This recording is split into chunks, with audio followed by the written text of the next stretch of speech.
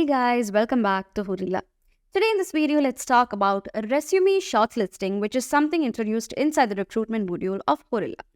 So before moving on to this resume shortlisting, there are certain things which you have to take care of before performing this, okay?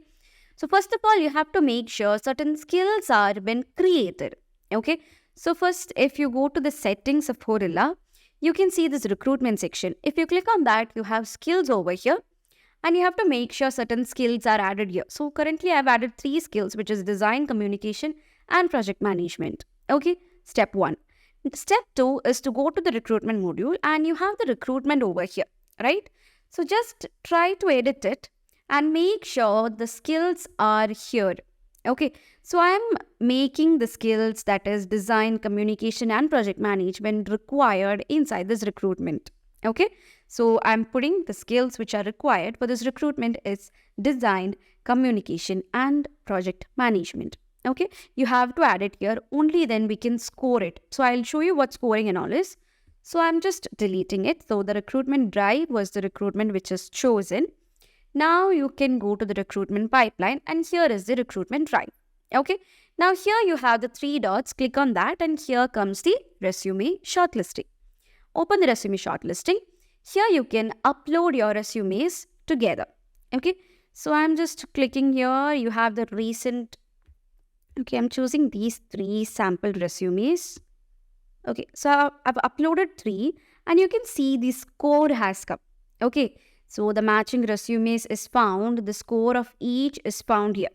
Okay, so based on my cursor movement, you can see each resume here, right? Resume. First one is shown here, second one is here, third one is here as well.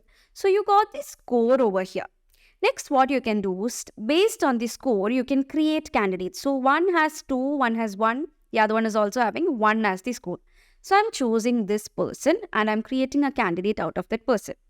And comes this. Okay, once you click on create candidate, comes a candidate creation page plus that person's resume.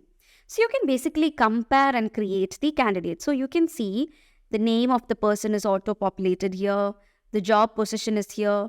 The email ID has come. All those things has come automatically. Anything apart from these data can be added just by comparing it. Or you can simply make sure all the data which is auto-populated here are the same. Isn't it interesting?